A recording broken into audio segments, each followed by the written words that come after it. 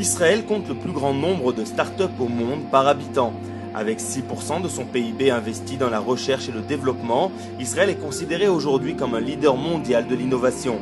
Ainsi, les industries technologiques de pointe représentent 40% de l'économie israélienne.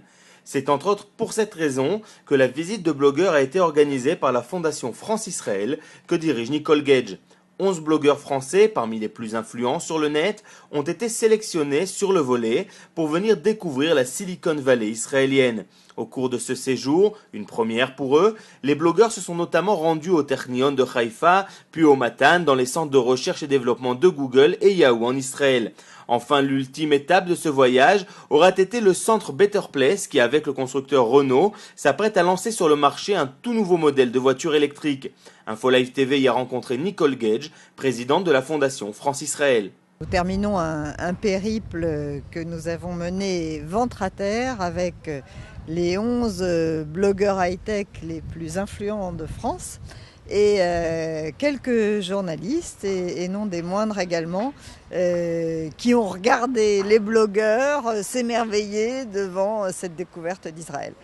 Donc oui, un succès. À tous les moments, c'est 11 blogueurs qui découvrent Israël, pour lesquels, pour quasiment tous, c'est une première.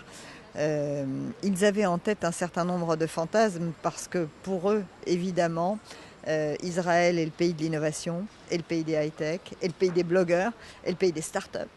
Et chaque pas que nous avons fait dans ce pays leur a montré que tout cela n'était pas un rêve, qu'il y a effectivement un rêve technologique qu'ils partagent tous et qu'ils partagent avec les Israéliens, mais qu'en Israël, ce goût de l'innovation, ce succès des technologies, c'est une réalité florissante en termes techniques et technologiques, mais aussi en termes économiques. Donc que nous ayons rencontré des startups, des blogueurs, mais aussi que nous soyons rendus à Better Place ici, ou chez Yahoo, ou chez Google, à chaque fois, c'était la confirmation que ça se passe ici, ça se passe en Israël, et qu'il va leur falloir revenir. Malgré tout, pour eux, Israël est un fantasme sur le plan des technologies, mais c'était aussi ce que la majorité des gens qui ne connaissent pas ce pays ont en tête, c'est-à-dire l'image d'un pays en guerre avec des hommes en armes,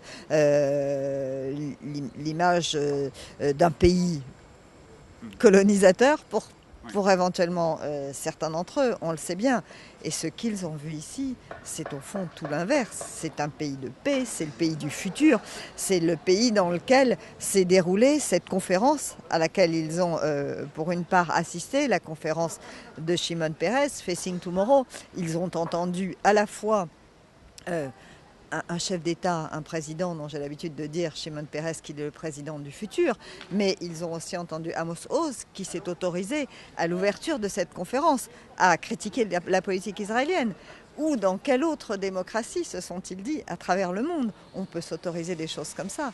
Donc ils repartent effectivement lavés d'un certain nombre de préjugés, avec l'envie de revenir, et puis ils repartent aussi avec, et c'est très important pour moi, avec le souvenir du mur des lamentations qu'ils ont vu, du Saint-Sépulcre et de Yad Vashem. Justement, Yad Vashem, il y a quelques semaines, vous aviez réédité la deuxième édition du Voyage des Justes. Est-ce que là aussi, on peut envisager une deuxième édition du Voyage des blogueurs l'an prochain Nécessairement. Il suffit d'ailleurs de voir tous les refus que nous avons dû opposer à tous ceux qui ont voulu venir avec nous de France et que nous n'avons pas pu emmener. Une délégation de 11 blogueurs et 6 ou 7 journalistes, c'était déjà beaucoup.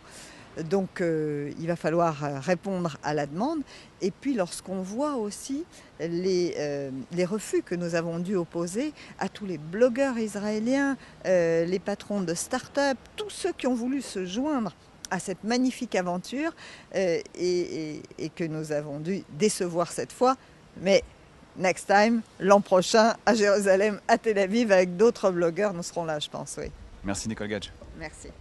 Les 11 blogueurs français ont également fait la connaissance de Jérémy Bérébi, considéré comme l'un des web entrepreneurs les plus accomplis d'Israël. Ce jeune orthodoxe, père de 8 enfants, allie à merveille la Torah et Internet. Donc Jérémy Bérébi, cofondateur de Kima Ventures, fonds d'investissement que j'ai cofondé avec Xavier Niel, fondateur de Free. Nous sommes des investisseurs investissant dans 1 à 2 startups par semaine, quelque part dans le monde. Et je suis basé en Israël. Pourtant, en quelques mots, le secret d'un web entrepreneur aujourd'hui? Le secret d'un web entrepreneur, c'est comment on appelle ça, la persévérance. Persévérance très très important, parce qu'en fait on se rend compte que en lançant sa société, la première idée ne marche pas toujours, la deuxième ne marche pas toujours, la troisième ne marche pas toujours, c'est celle d'après qui fonctionnera. Beaucoup de sociétés d'aujourd'hui en fait ont été des sociétés qui ont pivoté. Skype sort de Casa, on a aujourd'hui des sociétés aux États-Unis comme Twitter avaient d'autres modèles au départ. Il faut être persévérant et se dire que voilà, un jour on va y arriver. Aujourd'hui, j'étudie une dizaine d'heures 10 à 15 heures par semaine. Le Talmud, donc j'étudie avec quelqu'un, donc c'est professionnel, on va dire presque. Et le reste du temps, je travaille, je m'occupe des enfants. Est-ce que tu travailles éventuellement à un projet de moteur de recherche pour les religieux ou le monde orthodoxe?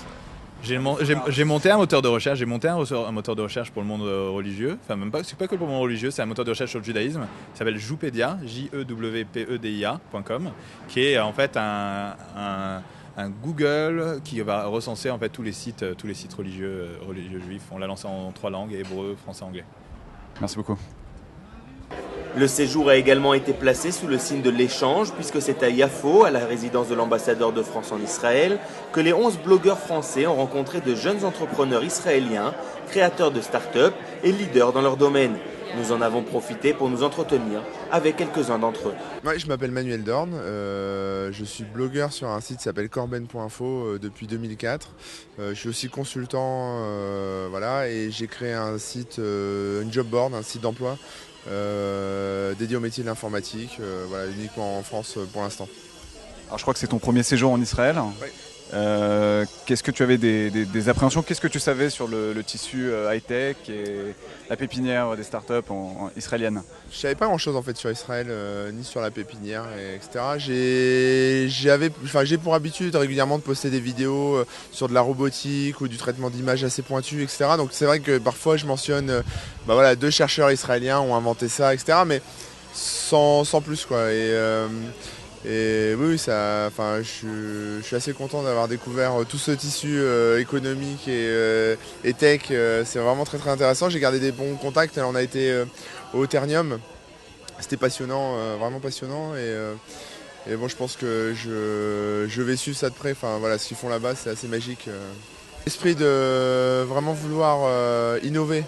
Sans forcément copier. Là, je viens de parler à quelqu'un qui a vraiment inventé un truc assez magique pour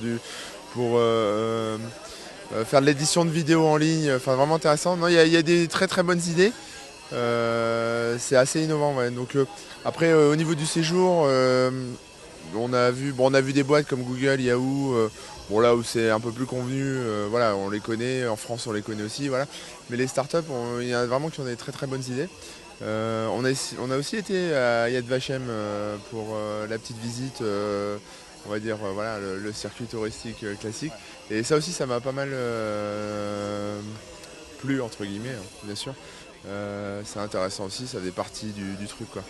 Première appréhension, c'était, je voulais pas être récupéré ni religieusement ni politiquement, donc je me suis renseigné un peu sur la Fondation France-Israël, savoir ce que, Après, sur le pays en lui-même, les problèmes internes du pays, j'ai pas spécialement d'avis là-dessus. Je suis pas trop tout ça. Les gens autour de moi, c'est vrai que quand je dis je vais en Israël, tout le monde me dit fais attention. Bon, fais attention, mais à quoi? Mais c'est juste des préjugés ou une mauvaise vision parce qu'on est bombardé aux infos avec des tas d'images et de choses qui sont réelles mais qui ne sont pas non plus la majorité de ce qui se passe. Donc c'est bien, j'ai vu l'envers du décor, j'ai vu des startups, j'ai vu l'innovation, j'ai vu vraiment ce qui m'intéressait, quoi. Après le reste, bon. Alexandre, est-ce que tu peux te présenter en quelques mots et te dire un petit peu, parler de tes startups? Avec grand plaisir. Alors je m'appelle Alexandre Trinck, je suis de Paris. J'ai en fait monté plusieurs startups. Je suis fondateur de 3 startups. Alors, Pickerskip, Your Major Studio et Trinky. Donc, c'est 3 projets complémentaires qui tournent, qui sont donc c'est des sites internet. Et voilà. Et donc, j'ai mon pôle technologique ici en Israël, à Tel Aviv, pour des raisons de flexibilité, parce que il y a des compétences extraordinaires ici, et puis aussi c'est pour une question de prix. Donc, je conseille vivement aux entrepreneurs français de venir ici, parce que vraiment ils vont trouver des compétences qu'ils ne trouveront pas ailleurs. Et donc voilà, je suis très content d'être ici, de pouvoir rencontrer tous les blogueurs. Je pense qu'il y a de vraies synergies qui peuvent se créer. Je trouve que c'était une super initiative d'amener des blogueurs français ici en Israël pour leur montrer un petit peu la pépinière de talents qu'il peut y avoir ici en Israël. Et les blogueurs, c'est ceux qui font un petit peu la pluie et le beau temps sur Internet, et c'est sûr que s'ils pouvaient parler des startups israéliennes, ça serait très bon pour elles. Et inversement, je pense qu'en France, on a tout à gagner à travailler avec des startups innovantes comme celle-ci, et à leur donner leur chance. Et je pense que cette rencontre vraiment va permettre de créer des synergies entre la France et Israël, et d'améliorer les relations bilatérales. Les Israéliens, je pense que c'est un marché en tout cas qui est intéressant, et qui peut attirer donc les startups israéliennes, et elles ont tout à gagner de toute façon à s'ouvrir un maximum et à sortir de leur pays pour aller vers l'international. Et donc la France, c'est un marché intéressant, et je leur recommande vivement d'aller y faire un tour.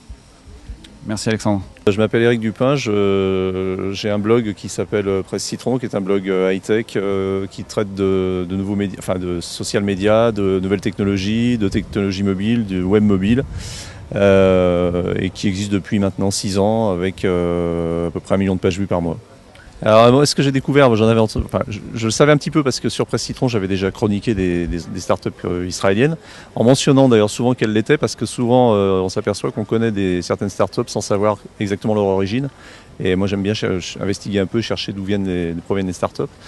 Et donc ça je le savais, mais je pensais pas que l'écosystème était aussi vivace et aussi dynamique, avec une belle énergie.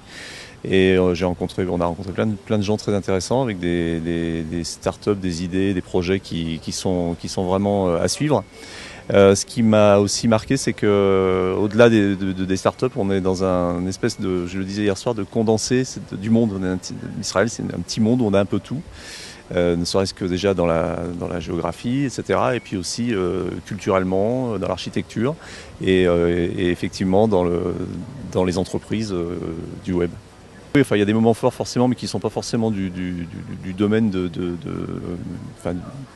sujet du voyage. C'est-à-dire, on a visité le mémorial Yad Vashem, qui est forcément un moment très très fort, ainsi que Jérusalem. Autrement, cette rencontre maintenant avec les startups, où on voit plusieurs sociétés qui chacune ont vraiment des projets, qui portent des projets vraiment intéressants. Ça, c'est un moment intéressant, et je suis impatient d'aller continuer à discuter un petit peu avec eux là. Je ne vais pas vous retenir très longtemps. Dernière question, en tant que blogueur, quel regard vous portez sur ces blogueurs israéliens qui ont à peu près les mêmes aspirations, mais qui évoluent dans un environnement qui est presque à l'opposé, quoi. Vous parlez des blogueurs vraiment là ? Ouais. Alors pour les blogueurs, honnêtement je les connaissais pas, contrairement à certaines startups. Et j'ai rencontré, puisqu'on parlait de rencontres marquantes, hier soir deux personnes qui ont un blog qui s'appelle NewsGeek, je crois, et que je ne connaissais pas, et que je vais m'empresser d'aller voir, parce qu'ils ont monté un projet qui est vraiment intéressant. C'est un petit peu ce que j'essaye de faire ici avec Presse Citron en France, et qui sera certainement un développement dans les mois qui viennent, c'est-à-dire en fait un blog qui est un média. Ils rencontrent leur communauté, ils montent des événements autour de ça, et ils ont commencé à monter avec des partenaires un fonds d'investissement pour aider les startups à se développer. Alors évidemment, ils sortent du rôle purement de médias d'information, donc ça peut poser une question après on va dire d'objectivité de l'information, mais c'est peut-être pas le rôle d'un média, mais en tout cas, je trouve ils ont bâti un modèle qu'ils sont en train de bâtir un modèle qui est intéressant. Et la meilleure preuve, c'est qu'ils ont levé des fonds de façon assez importante pour ce type de médias. Donc c'est aussi à suivre. Il y a de l'énergie, il y a un vrai écosystème de start-up ici, il y a des investisseurs, il y a des fonds d'investissement beaucoup plus nombreux rapporté au nombre d'habitants qu'en France. Je crois que le ratio est de 1 à 30. Et il paraît plus facile, entre guillemets, parce que je sais que ce n'est jamais très facile, de développer un projet ici, en partant de zéro, parce qu'il y a des gens, il y a des compétences. Et puis après, je pense qu'il y a des réseaux d'investisseurs, tout ce monde travaille en réseau. La dernière chose qui m'a marqué, c'est que tout le monde se connaît en fait. C'est un petit pays et tout le monde se connaît et tout le monde est au courant de ce que fait l'autre. Et il y a une espèce d'énergie positive. Moi, ce qui m'a marqué ici, même en se baladant, même hier soir, etc., on a traîné un peu tard dans la nuit, on ne sent pas d'agressivité chez les gens. Tout le monde est cool, quoi. Donc ça, c'est vraiment, ça repose un peu de la France. C'est le mot de la fin. Ouais. Franc succès donc pour cette initiative de la Fondation France-Israël, à suivre sûrement l'année prochaine pour l'édition 2012.